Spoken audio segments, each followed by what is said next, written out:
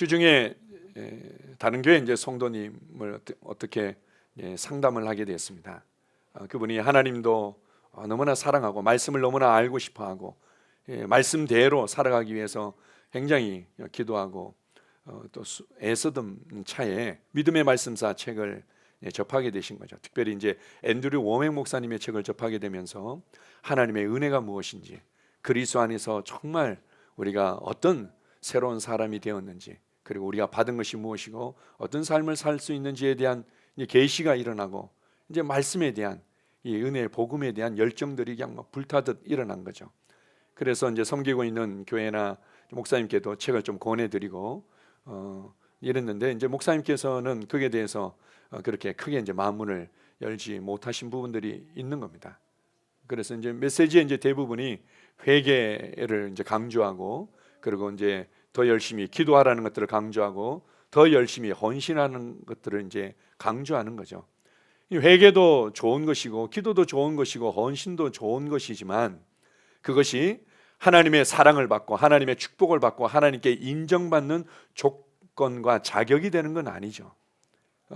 그런데 더 열심히 기도해야만 축복받을 수 있고, 더 열심히 회개하고 더 열심히 헌신해야만 하나님께 인정받을 수 있고, 이제 이런 쪽의 메시지들을 계속 듣다 보니까 너무 이제 심령이 눌리게 되고 자유가 없는 겁니다.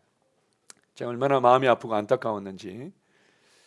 그래서 저희 제자로 교회가 있습니다. 저희 제자로 교회만이 이 복음을 알고 이 복음을 전파하는 것은 아니지만, 정말 주님께서 곳곳에 이렇게 헌신된 귀한 분들을 통해서 말씀들로 사람들을 세우고 자유케 하며, 그리고 이러한 또 교회들이 세워지도록 헌신하는 분들이 많이 있지만, 동시에 저희 제자로 교회도 이 복음을 전파하기 위해서 이곳에 함께 모이고 있습니다. 우리가 처음 예수님을 믿고 교회 생활 안으로 들어오는 분들은 이제 그에 대해서 이제 크게 알지 못하겠지만, 그러나 이전에 교회 생활을 했던 분들은 알게 될 겁니다. 아니, 교회 생활을 하면 할수록 처음에는 은혜가 되고 좋았던 것 같은데 왜 하면 할수록 이렇게 힘이 들까? 왜 이렇게 지칠까? 하나님은 왜 하라 하지 마라는 것들이 이렇게 많고 우리를 이렇게 힘들게 할까? 구원받는 것은 쉬운 거는 맞는 것 같은데 예수님 믿고 교회 생활하는 것들은 점점 더 어려워지는 게, 이게 왜 그럴까? 뭐 나름대로 여러 가지 노력은 해보지만 답을 찾지 못하고 지치거나 방황하는 경우들이 많이 있습니다. 왜냐하면 내가 무엇인가를 더 해야 하는데 너무 집중되어 있기 때문이죠. 왜? 하나님께서 우리를 위해서 무엇을 하셨는가에 대해서 더 집중되어져야만 하는데, 끊임없이 내가 하나님을 위해서 더 무엇인가 해야 되는 거죠. 회개를 더 해야 되고 기도를 더 해야 되고, 그리고는 뭔가 더 헌신을 해야만 되고 그러면 하나님께서 기뻐하실 거야. 그러면 하나님께서 더 축복하실 거야. 그러면 하나님께서 너 더 인정해 주시고 이뻐해 주실 거야. 이제 이런 부분들을 계속 듣다 보니까 우리를 자유케 하는 기쁜 소식이고 복음이라고 그랬는데, 복음이 복음되게 우리에게 역사하지 못하는 겁니다. 복음의 아주 중요한 부분은 하나님께서 우리를 위해서 무엇을 하셨는가에 달려 있는 것입니다. 그래서 우리가 이제 제자로 교회다움, 제자로 교회의 어떤 중요한 초점, 제자로 교회의 어떤 정체성이라면 정체성이라고 하면 바로 우리는 이 복음을 전파하는 교회입니다. 때때로 우리가 이제 이 복음이라고 얘기하면은, 아니 그러면 저 복음도 있습니까? 그 복음도 있습니까?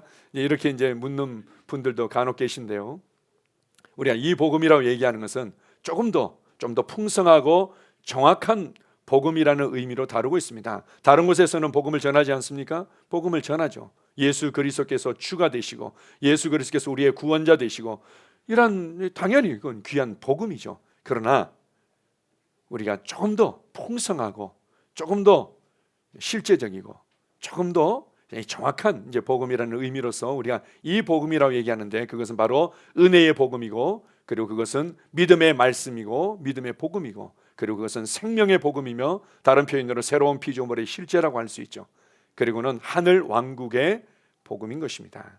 우리는 이것을 전파하기 위해서 함께 모였습니다. 이것 때문에 우리가 모여 있는 거죠. 두 번째로, 우리 제자로 교회의 교회다움과 우리 제자로 교회의 어떤 정체성이 있다면 그것은 바로 영적인 성장과 영적인 부모로 살아가게 하는 데 초점이 맞춰져 있습니다. 우리가 모든 것들이 단지 뭔가 열심히 하는데 목적이 있는 것이 아니라 영적으로 성장하기 위해서 모든 것들이 이루어지고 있는 거죠. 우리가 영적인 성장이라고 그러면은 쉽게 지식이 많아진다든지 어떤 활동이 많아지는 것으로 우리가 이해할 수 있습니다.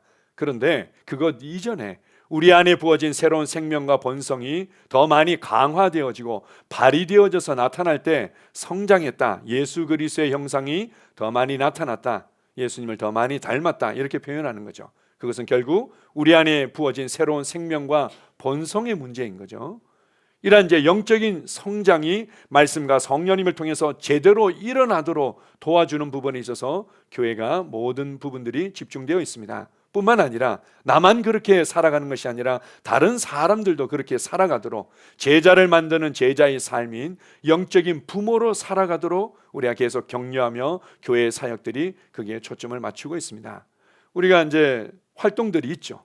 뭐 이런 다양한 교회의 사역들이 있습니다. 체육대회도 있고 또 이제 결혼 코칭도 있고, 그런 또 우리가 또 뭐 캠프도 있고 여러 가지 또 이제 교제의 시간들도 있고. 하지만 제 머릿속에는, 그리고 교회의 가장 중요한 초점은 바로 어떻게 하면 성도들이 성장할 수 있을까? 어떻게 하면 성도들 한 사람 한 사람이 영적인 부모로 일어나서 정말 제자를 만드는 제자의 삶을 살아갈 수 있을까? 여기에 우리는 집중되어 있습니다. 세 번째로, 여러분들이 얼마만큼 이 피부로 와닿고 그렇게 느끼고 있는지 모르겠지만 저희 교회의 교회다움, 정체성이 있다면 그것은 균형 잡힌 교회의 본질을 우리가 추구하는 것입니다. 교회의 본질이 있다면 바로 교회가 하나님의 가족이고 가족됨을 누리는 거죠. 뿐만 아니라 교회가 하나님의 집으로서 참된 안식과 협력들을 누리는 겁니다. 우리가 이제 하나님의 이제 집이다, 또 하나님의 성전이다, 이런 이제 표현들을 가끔 듣는데요. 우리가 이제 일반적으로 접할 때는 성전 건축이라는 표현들도 많이 듣습니다. 그러나 성경에서 말하는 성전 건축은 일반 예배당을 뭐 짓는 거 이런 것을 얘기하는 게 아니죠. 구약 시대의 그림일 뿐이죠. 예수님께서 모퉁이 돌이면서 생명의 산돌이 되셨고, 우리도 동일하게 예수님과 같은 생명의 산돌로서 함께 연결되고 결합되어져서 건축되어져 간다, 이렇게 말합니다. 함께 연결되고 결합되어져서 영적으로 성장하고 함께 동역하게 되는 거죠. 이것을 성전 건축이라고 말하고 있습니다. 그래서 성전 건축은 이렇게 예배드리면서 일어나고 있는 거죠. 셀을 나눔을 통해서 성전 건축은 일어나고 있고, 여러분의 삶의 현장에서 성전 건축은 일어나고 있는 겁니다. 바로 하나님의 집으로서의 바로 교회의 본질들을 우리가 알 수 있고, 그리고 그리스도의 몸으로서의 어떤 교회와 교회의 본질들이 있는 거죠. 그리스도의 몸으로서의 가장 중요한 의미와 내용이 있다면 그것은 바로 영적인 혈액순환이 제대로 이루어지는 겁니다. 한번 보십시오. 우리가 몸이 건강하다 이럴 때 보통은 몸의 건강의 가장 중요한 요소를 우리가 피에 있다고 이렇게 얘기를 하기도 합니다. 그래서 혈액순환이 얼마만큼 잘 되느냐, 건강한 혈액이 얼마만큼 이 손끝까지 발끝까지 잘 이렇게 흐르느냐, 이것이 이제 건강을 좌우한다, 이렇게도 표현하지 않습니까? 교회의 건강도 마찬가지죠. 한 성도가 스스로 말씀을 먹고 스스로 성령님의 인도를 받고 스스로 믿음으로 기능하고 영으로 기능하는 것뿐만 아니라 성도들이 믿음의 교제, 생명의 흐름이 얼마만큼 잘 일어나는지, 그리고 사랑의 교제와 흐름이 얼마만큼 잘 일어나는지, 영적인 생명의 흐름이 활발하게 일어나면 일어날수록 그 교회는 건강해지는 겁니다. 그리스도의 몸을 경험한다는 것은 바로 이렇게 생명의 흐름이 활발하게 일어나는 그 교제 안에서 살아간다는 것을 의미하는 것입니다. 뿐만 아니라 교회는 그리스도의 신부라고 얘기하죠. 세상과 구별되어진 거룩하고 흠이 없는 정결한 신부로서의 교회의 본질이 있고, 뿐만 아니라, 그래서 우리가 이제 교회의 어떤 신부됨을 강조하는 어떤 단체라든지 교회에서는 신부 영성이라는 표현을 가지고 24시간 기도 운동이라든지 이런 것들을 많이 하죠.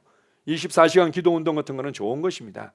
뭐 기도로 헌신하고 기도로 충부하는 것들은 좋은 것이지만 주로 그것만 하고 있다는 것은 교회의 본질됨에 아주 치우친 한 부분만 추구하고 있는 거죠. 교회는 군대로서의 모습도 있는 겁니다. 그래서 훈련이 교회 가운데는 있고 반드시, 그리고 교회 가운데는 반드시 함께하는 동역이 있고 헌신이 있는 것입니다. 이렇게 이제 교회의 균형 잡힌 본질들을 우리가 함께 성도들의 심령 가운데서 삶에서, 그리고는 교회 생활 가운데 이루어지도록 우리는 추구하고 있습니다. 다른 것보다도 그래서 저희 교회는 교회의 승리라는 표현들을 자주 사용하는 이유는 균형 잡힌 교회의 본질들을 우리가 함께 경험하기 때문에 교회 생활을 통해서 뭔가 힘쓰고 애쓰는 것을 뛰어넘는 자연스러운 변화들이 계속해서 일어날 수밖에 없는 거죠. 교회에 많은 필요들이 있습니다. 또 여러분들이 보실 때 이것도 필요하고 저것도 필요하고 그럴 수 있죠. 그러나 그 필요들을 우리가 다 채울 수 있다면 좋겠지만, 그리고 성도들이 알아서 그렇게 헌신하고 그 역할들을 메꿀 수 있으면 좋겠지만, 그렇게 하는 교회들이 사실은 쉽지 않죠. 아주 큰 대형 교회는 프로그램 중심으로 그런 것들이 가능할지 모르겠지만, 교회의 필요들이 있고 또한 교회의 어떤 필요에 맞는 어떤 교회의 구조들이 있을 수 있겠죠. 어떤 교회는 GTL부로 했더니 교회가 훨씬 더 좋아졌어요. 어떤 교회는 LTG로 성경 읽기 중심으로 했더니 교회가 훨씬 더 좋아졌어요. 나름대로 어떤 교회의 다양한 구조들이 있을 수 있겠지만, 이 모든 것들도 결국 이 복음을 전파하고 영적인 성장과 영적인 부모로 세워져 가고 균형 잡힌 교회의 본질을 얼마만큼 더 살아낼 수 있느냐에 맞게 우리가 실행해 가는 것입니다. 교회 생활의 어떤 변화들을 우리가 또 시도하고 추구할 수 있는, 이것도 결국은 얼마만큼 효과적으로 이 복음을 더 많은 영혼들에게, 더 많은 가정에게 전파할 수 있는지, 어떻게 하면 한 사람 한 사람이 더 영적으로 성장하고 제자를 만드는 제자인 영적 부모의 삶을 살아갈 수 있는지에 우리는 초점이 맞춰져 있습니다. 아까도 얘기했지만 의외로 그런 사람들이 너무 많은 거예요. 정말 주님을 향한 열정도 있고 갈망도 있고 말씀을 알고 싶어하는 사모함도 있는데, 너무나 율법적이고 도덕적이고 그리고는 감각적이고 경험적인 그러한 어떤 관점 가운데서 말씀을 이해하고 신앙생활을 이해하면서 점점 더 신앙생활이 짐이 되고 그리고는 고통이 되고 어려움과 소진함을 경험하는 이런 성도들이 의외로 너무 많은 거죠. 우리는 그들에게 이 복음을 가져가서 그들이 예수 그리스도 안에서의 참된 자유가 무엇인지, 주님이 우리를 자유케 하시기 위해서 자유를 주셨는데 그 자유로 마음껏 주님을 예배하고 마음껏 성도들을 사랑하고 마음껏 복음을 가져갈 수 있는데, 내 스스로 묶여 있는데 자유하지 못하는데, 우리 이 복음을 가져가서 참된 안식이 무엇인지, 예수 그리스도 안에서의 참된 안식을 알고 계십니까? 수고하고 무거운 짐진자들아 다 내게로 오라 내가 너희를 쉬게 하리라고 말씀했는데, 그 예수 그리스도 안에서의 참된 안식을 알고 정말 누리고 계십니까? 그리고 이 복음이 사람들을 담대케 하고 확신 있게 하고 정말 열정적으로 살아가도록 만들 수 있습니다. 그래서 우리는 이 복음을 담대하게 선포하고 이 복음을 부끄러워하지 않습니다. 구체적으로 이 복음이 대체 무엇인지 우리 네 가지로 오늘 함께 보겠습니다. 이 네 가지의 내용들은 사실 양육반에 충분히 다 다루고 있습니다. 그리고 그동안의 주일 메시지를 통해서 계속 선포해왔던 내용들입니다. 그리고 이제 셀 안에서도 믿음의 교제를 나누면서 여러분들이 이미 알고 있는 내용들이지만 조금 더 이제 정리해서 함께 보면 좋겠습니다. 자, 에베소서 2장 5절에서 7절입니다. 자, 시작. 허물로 죽은 우리를 그리스도와 함께 살리셨고 너희는 은혜로 구원을 받은 것이라. 또 함께 일으키사 그리스도 예수 안에서 함께 하늘에 앉히시니 이는 그리스도 예수 안에서 우리에게 자비하심으로써 그 은혜의 지극히 풍성함을 오는 여러 세대에 나타내려 하심이라. 은혜의 복음이라는 것은 쉽게 얘기하면 하나님께서 이미 이루시고 이미 주신 완전한 구원을 아는 것입니다. 주님께서는 우리의 영이 죽어 있음으로 말미암아 반응할 수 없다는 것들을 아셨죠. 그래서 연약하고 악하고 하나님을 기쁘시게 하며 하나님의 말씀대로 반응하기에는 무능력하다는 것들을 너무나 잘 아셨습니다. 그래서 먼저 우리를 사랑하셨고 먼저 우리를 아셨고 먼저 우리를 찾아오셔서 먼저 우리와의 막힌 담이 이 죄의 담을 다 허물어 뜨리시고 우리를 구원해 주셨던 것입니다. 많은 사람들이 이제 은혜의 복음 이렇게 얘기할 때 사도 바울이 무엇보다도 받은 사명으로서 선포한 복음이었는데, 그것은 바로 내가 뭔가 좀 더 자격을 갖추면, 내가 뭔가 좀 더 노력을 하면, 내가 좀 더 하나님이 보시기에 기쁘시게 생각할 만한 것들을 하면 내가 인정받지 않을까? 사랑받지 않을까? 축복받지 않을까? 이러한 것들이 아니라는 거죠.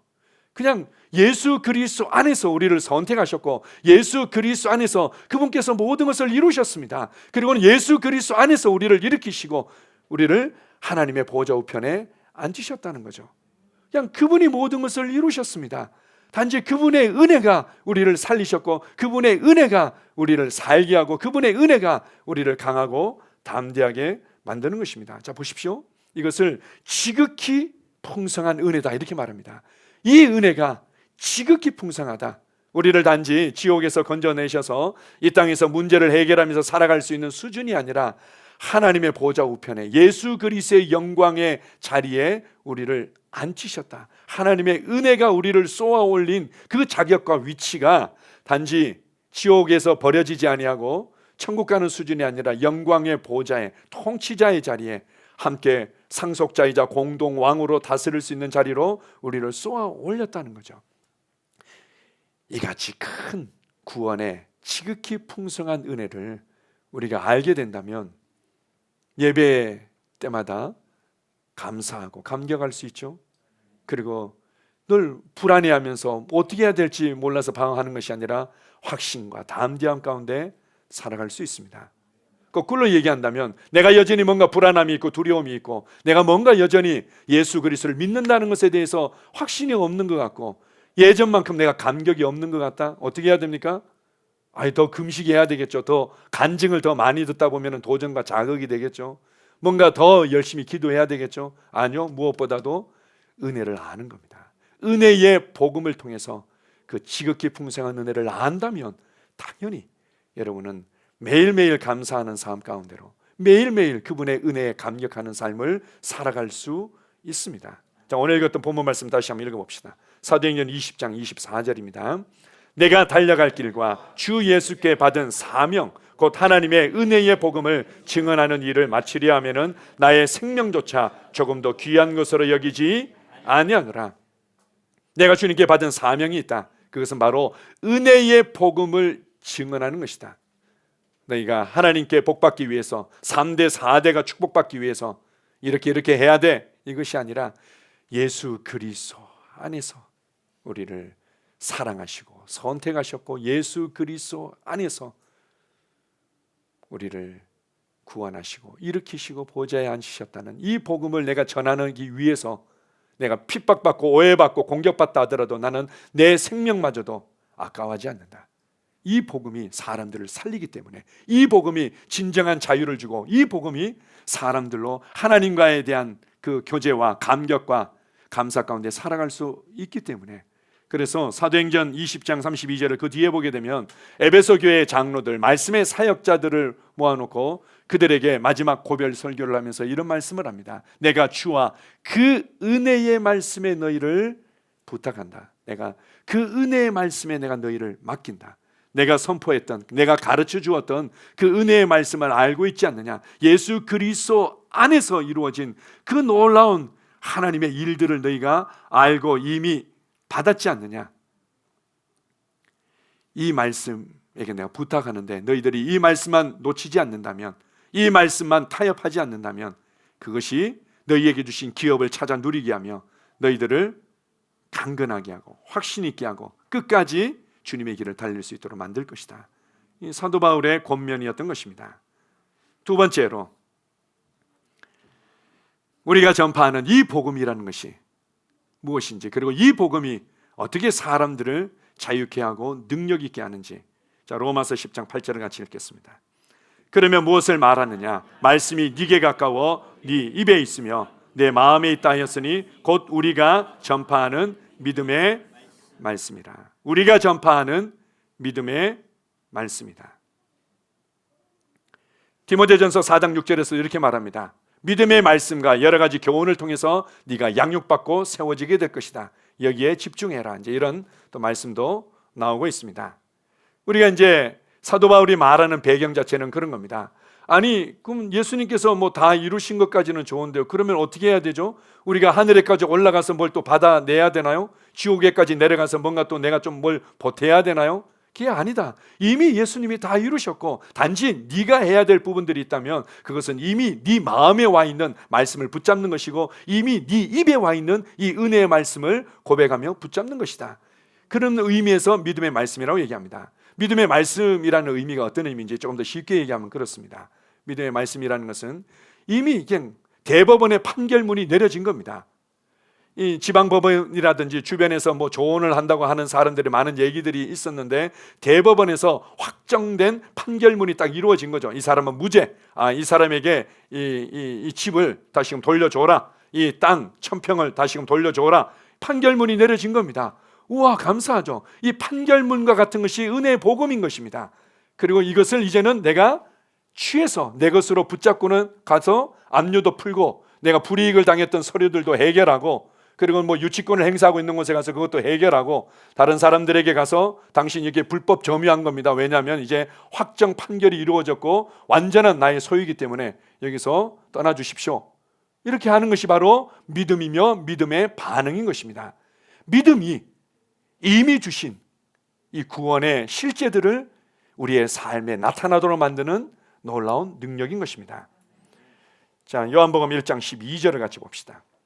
영접하는 자, 곧 그 이름을 믿는 자들에게는 하나님의 자녀가 되는 권세를 주셨으니 너희가 믿을 때, 예수 그리스도의 이름을 믿을 때 하나님의 자녀가 되는 권세를 주셨다. 믿을 때 놀라운 변화가 있는 겁니다. 믿을 때 구원의 실제들이 예수 그리스도의 죽고 부활과 승천하심을 통해서 우리에게 주신 그 놀라운 구원의 내용과 풍성함들이 풀어지는 거죠. 그 중에 하나가 자녀가 되는 권세를 주셨다는 겁니다. 자, 보십시오. 우리가 하나님의 자녀가 됐다고 얘기하면 우리는 일반적으로 이렇게 생각합니다. 뭔가 이 거지 같은 인생이 불쌍히 여김을 받아가지고는 양자로 입양되어져서 그래도 좀 잘 먹고 잘 살게 된 모양이다, 이 정도로 생각하는 거죠. 성경에서 말하는 양자라는 의미와 성경에서 말하는 아들이라는 것은 그런 의미가 아닙니다. 성경에서 말하는 양자와 아들이라는 것은 상속자라는 의미입니다.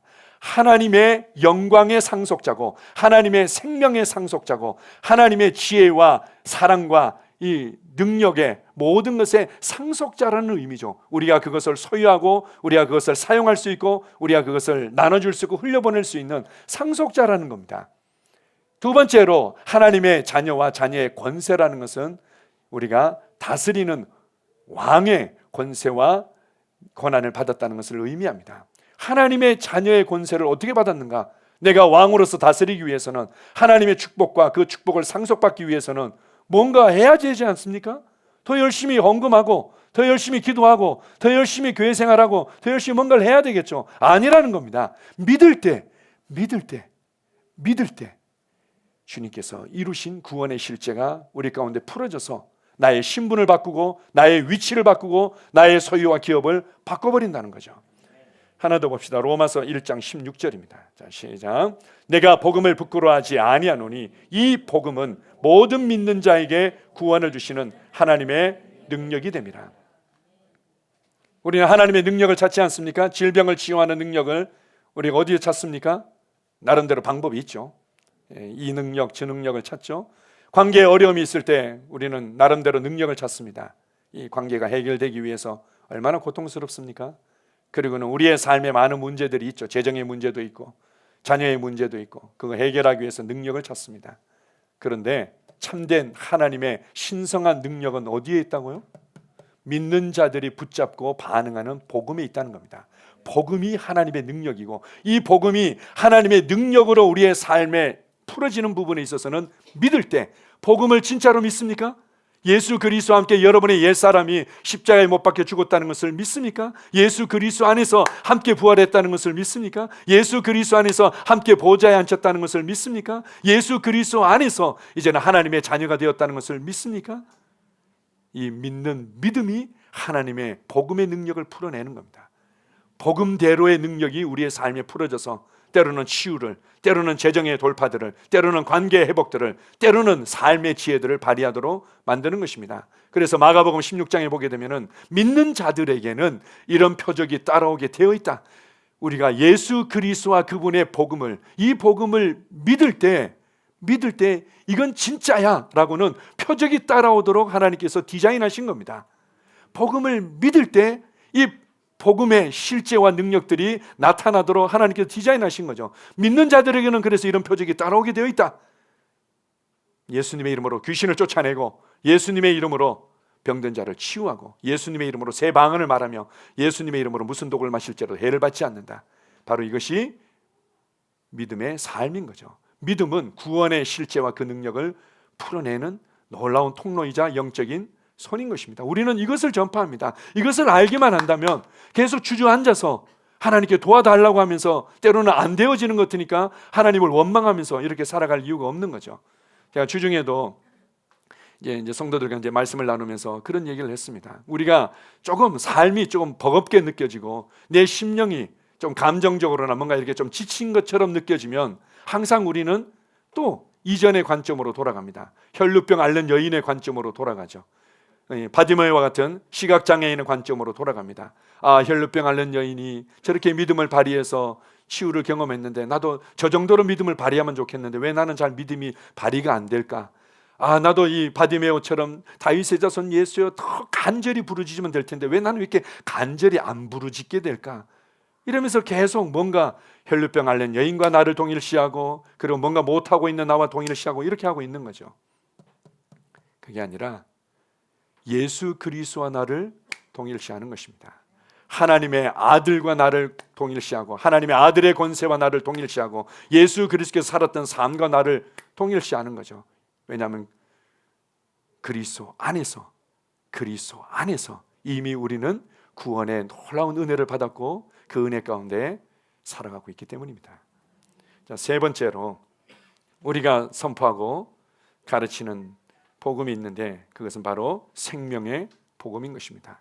다른 표현으로 새로운 피조물의 실제입니다. 고린도후서 5장 17절 같이 읽습니다.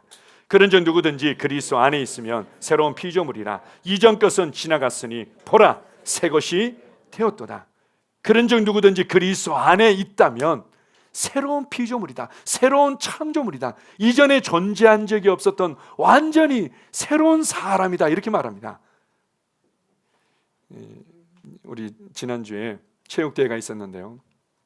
제 아들이 우리 과 후배인 자매를 같이 이제 체육대회에 데려왔습니다. 그래서 어떻게든 이제 저희 애가 할 수 있는 나름대로의 어떤 최선의 어떤 노력이 있다면 말씀을 들을 수 있는 자리에 뭔가 이렇게 좀 접촉할 수 있도록 도와주는 거였죠. 그렇게 해서 이제 지난 시간에 우리가 죽고 새 생명을 얻었고 이 새 생명은 이 사랑의 본성이다 뭐 이런 얘기를 했는데 알아들을 수 있을까 싶었는데 뭔가 이렇게 들어온 게 있었던 모양입니다. 그래서 이제 복음을 나눌 수 있는 좋은 기회다 해서 이제 같이 식사하면서 하는데 질문을 하더라고요. 새 생명을 얻었다는 게 뭐예요? 이렇게. 그러니까 전혀 이 기독교적인 어떤 지식이나 배경이 없는 사람 입장에서 봤을 때는 뭐 나는 멀쩡한데 뭐 예수 믿는 사람들이 뭐 죽었다고 그러고 새 생명을 얻었다고 그러고 뭘 얘기를 하는 거지? 뭐 어떤 식으로 사람을 세뇌시키는 걸까? 아마 이런 고민이 됐는지는 모르겠습니다. 어쨌든 질문을 새 생명을 얻었다고 죽었다가 살아났다는 게 대체 뭐예요? 이렇게 이제 물어보더라고요.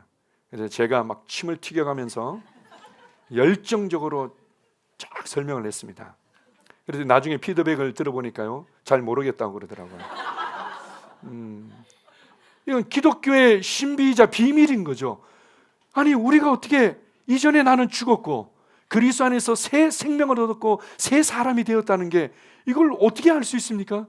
이건 성령님께서 우리 안에서 계시로 알려주지 않으면 이걸 어떻게 알 수 있습니까? 자 보십시오. 대부분의 사람들은 사람을 생각을 가지고 있고 감정을 가지고 있고 의지를 가지고 있고 그리고 나름대로 습관을 가지고 있고 내 행동을 통해서 나를 인식합니다.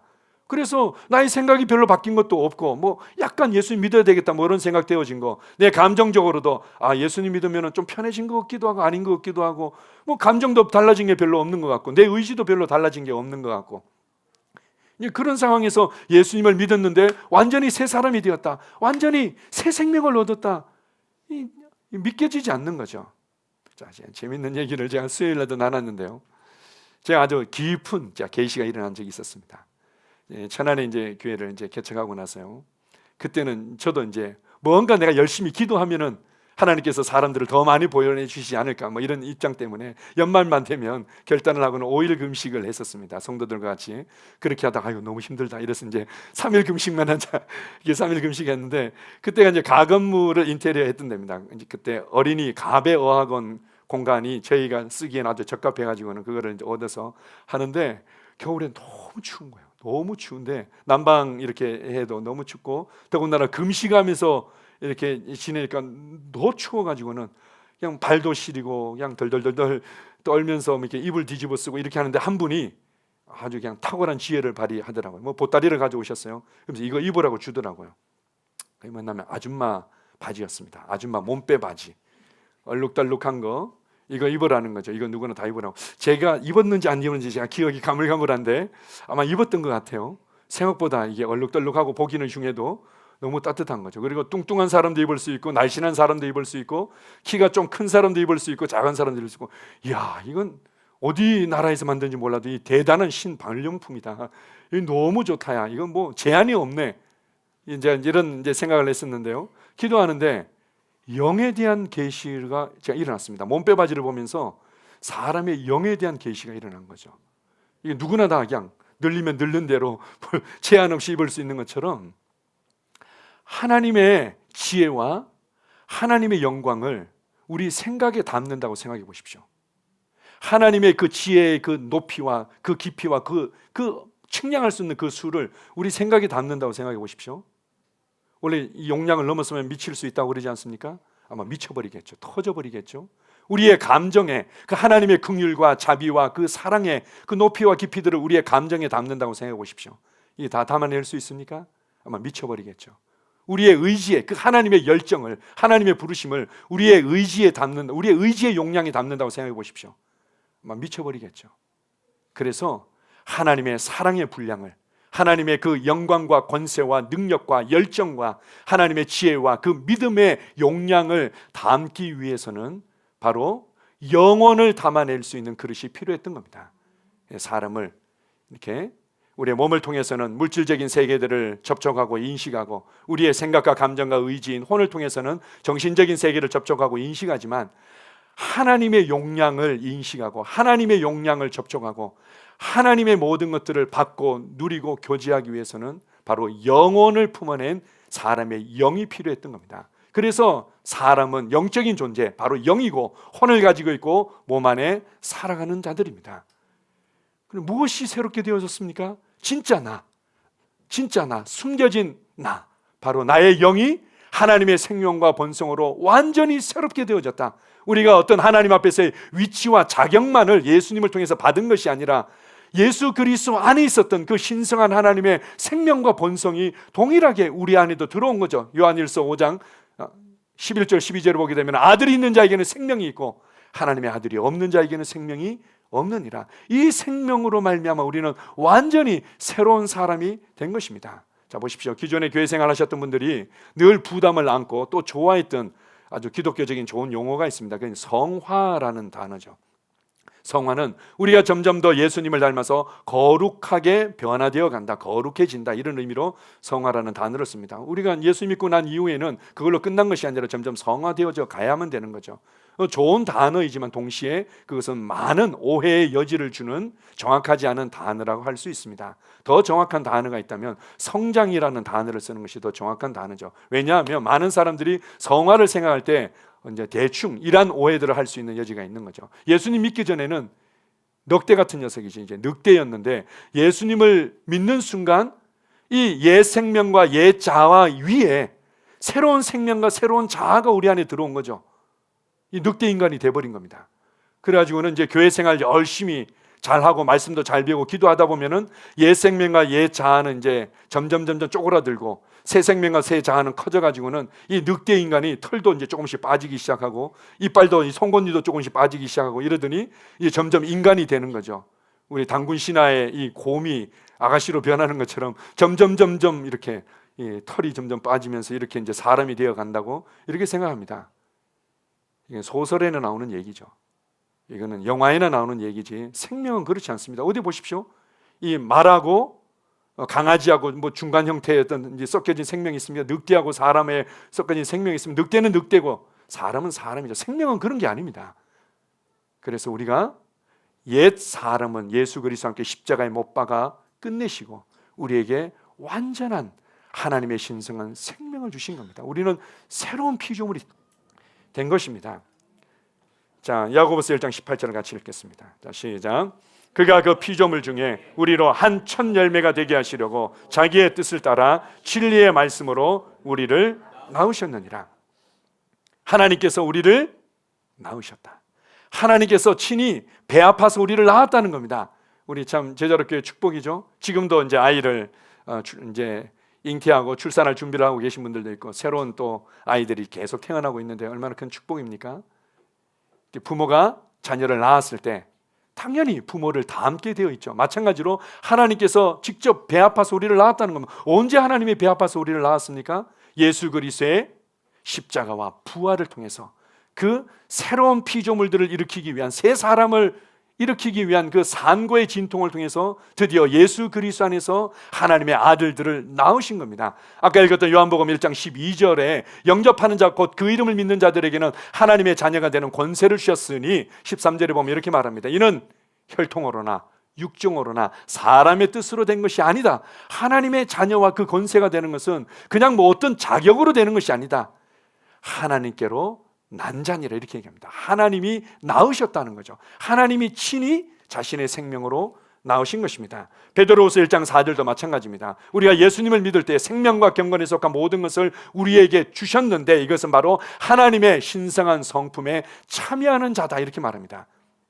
이것을 다른 성경이나 또 영어 성경에 보게 되면은 본성이라고 우리가 번역할 수 있습니다. 하나님의 신성한 본성에 참여하는 자다. 우리를 하나님의 신성한 본성에 참여한 실제적이고 하나님을 닮은 하나님의 자녀가 되게 하셨다는 거죠. 내 안에 하나님의 신성한 본성이, 하나님의 신성한 생명이 거하고 있습니다. 이것을 우리 골로새서 2장 9절 10절은 이렇게도 가르쳐주고 있습니다. 자, 같이 읽습니다. 그 안에는 신성의 모든 충만이 육체로 거하시고 너희도 그 안에서 충만하여졌으니 그는 모든 통치자와 권세의 머리시라. 모든 통치자와 권세의 머리시다. 예수님을 우리가 알았더니 예수님의 육체는 쉽게 얘기하면 옷과 같고 집과 같은 거죠. 우리가 이제 조금 낮은 표현으로 얘기하면 껍데기 같은 거죠. 껍데기 같은 거고, 예수님의 진짜 그 알맹이는 신성의 모든 충만으로 가득 찬 겁니다. 육체로 봤을 때는 예수님은 완전한 사람이었고 사람의 모습을 가지고 계셨지만 그 안에는 신성의 모든 충만으로 가득 찬 완전한 사람이셨죠. 아멘. 그런데 더 놀라운 것은 너희도 그 안에서 충만해졌다.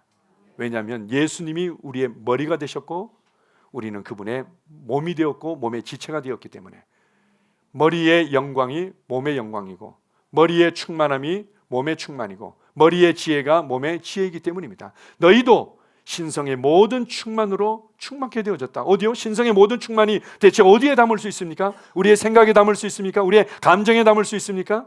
우리의 영 안에 신성의 모든 충만이 성령님을 통해서 부어진 것입니다. 실제적인 놀라운, 이전에 존재하기 없었던 아주 특별한 새로운 종족이 이 땅에 태어난 거죠. 정말 영이요 생명으로, 영 안에서 생명 안에서 실제적인 영이신 하나님과 교제하고 그분을 예배할 수 있는 제사장의 종족이 새롭게 이 땅에 출현한 것입니다. 말씀의 권세를 가지고 귀신들을 다스리고 마귀의 모든 일들을 무너뜨리며 환경을 다스릴 수 있는 왕의 종족들이 새롭게 이 땅에 일어난 것입니다. 새로운 피조물의 종족들이 이 땅에 일어난 거죠. 그리스도 안에서 내가 누구인지를 알고 이 새로운 피조물의 복음, 이 생명의 복음을 우리가 믿고 믿음으로 반응한다면, 우리가 믿음에 대해서는 한 3주 동안 잘 나눴습니다. 믿는 것이 하나님의 일이다. 믿음은 우리를 역동적인 삶으로 이끌고, 그리고 믿음이 결국 우리의 운명을 바꿀 수 있다. 이런 내용들을 우리가 나누었습니다. 이렇게 말씀을 단순히 신뢰하고 받아들이고 말씀대로 반응한다면 우리 이전과 같은 삶을 살아갈 수가 없습니다. 이전에 내가요 우리 집안에서 이랬고요, 이런 경험들도 많고요, 제가 원래 이랬는데요, 이런 얘기를 할 필요가 없습니다. 아니, 나는 새 생명을 얻은 자야. 나는 새 생명의 새로움 가운데 매일 살아가고 있어. 제가 이제 치유에 관해서도 여러 차례 좀 나눈 적 있지 않습니까? 물론 지금도 제가 기도하지만 제가 원하는 결과를 얻지 못할 때도 있지만 저는 그에 대해서 개의치 않습니다. 그리고 예전보다 더 많은 치유의 열매들을 경험해 가고 있습니다. 왜냐하면 저는 새 생명을 얻었고 생명의 새로움 가운데 걷고 있다는 것을 늘 인식하고 고백하기 때문입니다. 내가 예수님의 이름으로 기도했습니다. 그리고는 그 기대하는 결과들을 믿음으로 붙잡았지만 기대하는 그 증상이나 변화들이 충분히 나타나지 않았다. 이러면 어떡합니까? 나와 이 사람의 믿음의 반응이 이 정도 수위구나. 오케이. 그리고는 잊어버립니다. 잊어버리는 거예요. 그리고 내가 또 뭐 5초 뒤에, 10초 뒤에, 1분 뒤에, 10분 뒤에 다시금 기도해 줄 때는 이전의 내가 아닌 거죠. 조금 전에 기도해 줬던 내가 아닌 겁니다. 왜요? 나는 한 번 더 주님을 인식했고, 한 번 더 말씀을 인식했고, 한 번 더 주님의 역사심을 붙잡았기 때문에 이전의 내가 아닌 거죠. 나는 생명 가운데 이미 새롭게 전진한 겁니다. 생명의 새로움 가운데 나는 이미 전진한 사람이죠. 그 상황에서 처음 기도해 주는 것처럼 다시금 손을 넣는 겁니다. 처음 기도해 주는 것처럼. 뭐 상대방 벌써 세 번째 기도하시는데 목사님 그렇게 부담 안 가지셔도 돼요. 나는 처음 기도하는 건데. 나는 처음 기도하고 그 사람도 처음 기도를 받는 겁니다. 왜요? 우리는 매일 매순간 생명의 새로움 가운데 살아가고 있기 때문입니다. 치유뿐만 아니라 여러분이 경험하고 있는 모든 상황들을 이렇게 인식한다면 여러분은 영광스러운 새로운 피조물의 삶을 간증하며 열매를 보여주는 자로 살아가게 될 줄 믿습니다. 아멘.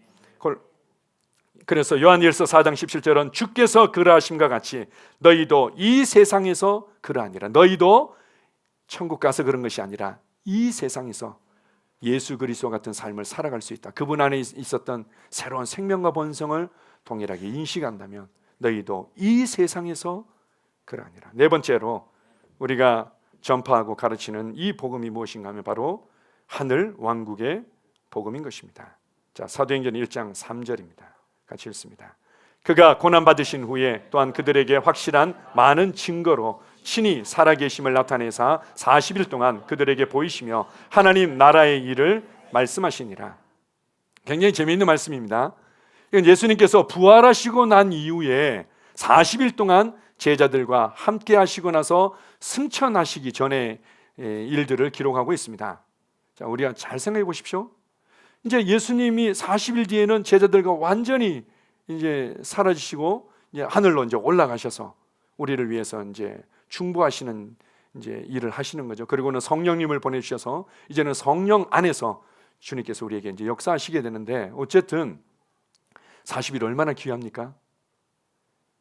우리 종현 이제 앞으로 40일 뒤에 저를 영원히 볼 수 없어. 이제 육신으로 영원히 볼 수 없어. 그렇다면 어떻게 합니까? 어떻게 애쓰든지 저랑 좀 더 많은 시간을 갖고 싶어하고 할 수만 있다면 40일, 24시간 내내 있고 싶어 하겠죠? 그런 표정이 아닌 것 같은데요. 예, 맞습니다. 제자들과 마찬가지죠. 예수님께서 24시간 함께하면 좋을 텐데 잠깐 나타났다가 사라지고 잠깐 나타났다가 사라지시고 잠깐 나타났다가 뭐 이렇게 가르치시고 사라지시고 왜 그렇게 하셨을까요? 왜냐하면 성령님이 오셔야만 되고 성령님께서 오실 것이기 때문에 이제는 육체를 따라서 주님을 인식하는 것이 아니라 영으로 그분을 인식하고 영으로 그분과 동행하고 영으로 그분의 음성을 듣고 반응할 수 있는 훈련을 주님께서 40일 동안 시키신 겁니다. 그리고 또 한 가지 중요한 부분이 있는데 주님께서 40일 동안 내가 이제 부활했으니까 뭐 이렇게만 하신 것이 아니라 하나님 나라의 일을 가르치신 겁니다. 하나님 나라의 일을 가르치신 거죠. 이것을 헬라어로 바실레이아라고 얘기하죠. 하나님 왕국의 일을 가르치신 겁니다. 대체 어떤 내용을 가르쳤길래 제자들이 이렇게 묻습니다. 주님, 그러세요? 그러면은 이스라엘을 회복할 때가 지금입니까? 무슨 말인가 하면 예수님께서 하나님 왕국의 일을 가르쳤더니 이제는 예수님께서 왕으로 다스릴 때가 되었군요. 구약시대에 예언되어졌던 다윗의 왕국이 이제는 이루어지겠군요. 로마의 압제로부터 우리는 해방되어져서 완전한 정치적이고 온전한 그 평화의 나라가 이제는 세워질 수 있겠군요. 이렇게 이제 묻는 겁니다. 그랬더니 예수님께서 때와 시기는 너희들이 알 바 아니다. 너희들은 이 성령의 권능을 받고 땅끝까지 이 복음을 전하며 살아가라 이렇게 말합니다. 하늘 왕국의 복음이 무엇인가 하면 예수님께서 왕으로 다스리신다는 것입니다. 성령님을 통해서 우리 영 안에 그 왕국이 세워졌고 그 통치가 세워졌고 그리고는 우리를 통해서 이 땅에 왕국이 확장되어져 가다가 드디어 완전한 모습으로 예수님께서 다시 오실 거라는 거죠. 예수님께서 다시 오셔서 이 땅에 예수 그리스도의 통치가 예수의 정부가 세워지게 될 것이고 그리고 우리가 그분과 함께 왕노릇하게 될 것이다 라는 복음인 것입니다. 우리가 사도행전 28장 23절과 31절을 보게 되면요, 한번 봅시다. 우리 사도행전 28장 31절 사도행전의 맨 마지막 결론입니다. 사도행전에 정말 놀라운 드라마틱한 강력한 내용들이 얼마나 많습니까? 마지막 결론입니다. 마지막 결론을 뭐라고 얘기하는지 읽어봅시다. 자, 시작. 하나님 나라를 전파하며 주 예수 그리스도에 관한 모든 것을 담대하게 거침없이 가르치더라. 담대하게 거침없이 모든 것을 가르쳤다. 예수님에 관한 것과 또 어떻게 해요? 하나님 왕국에 관한 부분을 가르쳤던 겁니다. 23절에도 이제 사도 바울이 로마로 압송되어져 가서 이제 로마 황제 가이사의 재판을 받을 때까지 이제 지나고 나니까 한 2년 정도의 어떤 시간이 지났던 것 같습니다. 그 기간 동안에 하나님의 은혜로 가택 연금, 집안에 이제 이렇게 움직이지 못하도록 이제 붙잡혀 있는데 나머지는 이제 자유로운 거죠. 그래서 사람들이 얼마든지 오고 갈 수 있고 도움을 줄 수 있고 이런 상황에서 사람들이 올 때마다 사도 바울이 무엇을 가르쳤냐면은 하나님의 왕국을 가르치고 예수 그리스도에 관한 일을 가르쳤던 겁니다. 왕국은 굉장히 중요한 주제죠. 자, 마태복음 24장 14절입니다. 자, 시작. 이 천국 복음이 모든 민족에게 증언되기 위하여 온 세상에 전파되리니 그제야 끝이 오리라. 이 하늘 왕국의 복음이 땅 끝까지 전파되어질 때 그때 끝이 온다는 겁니다. 우리가 예수 그리스도를 통해서 구원받습니다 라는 것뿐만 아니라 예수님이 우리를 구원해 주셨어요. 그분이 우리를 위해서 십자가의 모진 고난을 겪으셨어요. 이 메시지뿐만 아니라 그분은 왕으로 오셨고 왕으로서의 모든 권세를 되찾으셨고 그리고 그분은 하늘과 땅의 모든 권세를 가지셨고 성령님을 통해서 우리 안에 왕국을 세우셨다. 그리고는 우리를 통해서 하나님의 이 통치, 하나님의 왕국은 우리의 삶에, 우리의 세상에 확장되어져 가고 있다. 그리고 그분은 다시 오실 것이다. 그리고 완전한 예수 그리스도의 통치가 이 땅에 세워질 것이고 우리는 함께 왕노릇 하게 될 것이다 라는 이 하늘 왕국의 복음이, 하늘의 왕국이 이 땅에 임했고 하늘의 왕국이 이 땅을 침노하고 정복했다. 예수 그리스도 안에서 이 복음이 땅끝까지 전파되어지는 거죠. 그분이 구원자로서 뿐만 아니라 주로서 만왕의 왕으로서 전파되어져야만 하고 왕이 오신다. 왕 앞에 무릎을 꿇을지어다. 왕이 오신다. 내 높아진 모든 것들아 평지가 될지어다. 이 하늘 왕국의 복음이 땅끝까지 전파되라고 말씀하고 있습니다. 마지막으로 우리 계시록 1장 5절 6절입니다. 자, 시작. 또 충성된 증인으로 죽은 자들 가운데서 먼저 나시고 땅의 임금들의 머리가 되신 예수 그리스도로 말미암아 은혜와 평강이 너희에게 있기를 원하노라. 우리를 사랑하사 그의 피로 우리 죄에서 우리를 해방하시고 그의 아버지 하나님을 위하여 우리를 나라와 제사장으로 삼으신 그에게 영광과 능력이 세세토록 있기를 원하노라. 땅의 모든 임금들의 머리가 되시고 그분은 왕으로 다스리게 될 것이다. 뿐만 아니라 우리를 나라와 제사장으로 삼으셨다. 왕과 제사장으로 삼으셔서 함께 다스리게 될 것이다. 우리는 이것을 전파하는 자들입니다. 이 은혜의 복음이, 이 믿음의 복음이, 이 생명의 복음, 새로운 피조물의 복음이, 그리고 하늘 왕국의 복음이 사람들을 자유케 할 겁니다. 사람들을 자유케 하며 사람들에게 참된 안식을 주고 사람들로 확신과 담대함 가운데 주님 앞에 서며 원수 마귀 앞에 서며 환경과 상황 앞에 서게 만들고 이 복음이 더 많이 사람들을 하나님과의 관계 안으로 부르심 안으로 이끌게 될 것입니다. 그래서 이 복음을 가르치는 교회들이 더 많은 지역에, 더 많은 곳에 세워질 필요가 있습니다. 우리는 그것을 위해서 함께 모였고 그것을 위해서 함께 동역하고 있습니다. 이러한 복음을 가르쳐 주신 주님과 또 앞서 수고한 많은 믿음의 선배들께 우리가 감사드립니다. 아멘. 하나님 감사합니다. 우리에게 복음을 가르치셔서 감사합니다. 우리가 하나님을 기쁘시게 하며 하나님의 말씀대로 살아갈 수 없는 그 악함과 무능력 가운데 있는 것을 너무나 잘 아셨기에 먼저 우리를 찾아오셨고 먼저 우리를 위해 모든 구원을 이루셨고 먼저 우리에게 모든 것을 은혜로 주셨음을 인하여 감사합니다. 우리가 이 은혜를 알면 알수록 우리가 감사할 수밖에 없고 이 은혜를 알면 알수록 감격해하며 확신과 담대함 가운데 살아갈 수밖에 없습니다. 은혜의 복음이 우리의 심령 가운데 더욱더 견고히 세워지기를 갈망합니다. 뿐만 아니라 우리에게 믿음의 말씀으로 참된 믿음이 무엇인지를 가르치셔서 감사합니다. 말씀을 들을 때 우리 안에 하나님의 믿음이 전이 되어지고 세워져서 우리가 믿음으로 구원의 실제를 누리며 우리의 믿음으로 이 땅에 복음의 능력을 풀어내며 믿음으로 환경과 상황을 다스리며 살아가게 하신 주님 감사합니다. 대법원의 판결문과 같은 하나님의 은혜의 복음을 가지고 우리의 삶에 이 믿음을 발휘할 때마다 놀라운 변화들이 나타날 것을 인해 감사합니다. 그렇다면 나는 불안해하지 않을 것입니다. 그렇다면 나는 우울해하거나 낙심하지 않을 것입니다. 뿐만 아니라 주님 우리에게 생명의 복음, 새로운 피조물의 실제의 복음을 가르치셔서 감사합니다. 그렇습니다. 이전에 존재한 적이 없었던 새로운 빛의 종족이, 이전에 존재한 적이 없었던 새로운 영과 진리로 예배드리는 제사장의 종족이, 이전에 존재한 적이 없었던 완전한 신성한 하나님의 생명과 본성으로 다시금 태어난 왕의 종족이 바로 나라는 것을 다시 한번 붙잡습니다. 그러게 주님, 나는 과거에 묶이지 않습니다. 옛사람과 그 옛사람에 속했던 모든 것들이 나의 삶을 도둑질하며 발목 잡지 못할 것입니다. 뿐만 아니라 주님, 하늘 왕국의 복음으로 우리를 세워주셔서 감사합니다. 주님은 다시 오십니다. 성령님께서 우리 안에서 하나님의 통치와 하나님의 하늘 왕국을 가져오셔서 이 땅에서 한 걸음 한 걸음 확장되게 하셨지만, 그러나 완전한 하늘 왕국이 예수 그리스도의 다시 오심과 함께 이 땅에 임할 것입니다. 그때 우리는 주님과 함께 왕노릇하며 다스리게 될 것입니다. 이 하늘 왕국의 복음으로 우리를 눈을 열어주시고 우리의 미래를 예언하게 하시며 우리의 삶을 이끌어가게 하셨음을 감사합니다. 이 복음이 우리를 자유케 합니다. 이 복음이 참된 안식을 주며 이 복음이 우리로 두려움을 모르는 확신과 담대함 가운데 걷게 합니다. 아버지 하나님, 이 복음을 알지 못해서 방황하는 얼마나 많은 하나님의 자녀들이 있는지요, 얼마나 방황하며 찾고 있는 사람들이 많이 있는지요, 그들에게 이 복음을 전하며 이 복음으로 가르치며 그들을 변화시키는 자로 살아가겠습니다. 주님 은혜를 감사합니다.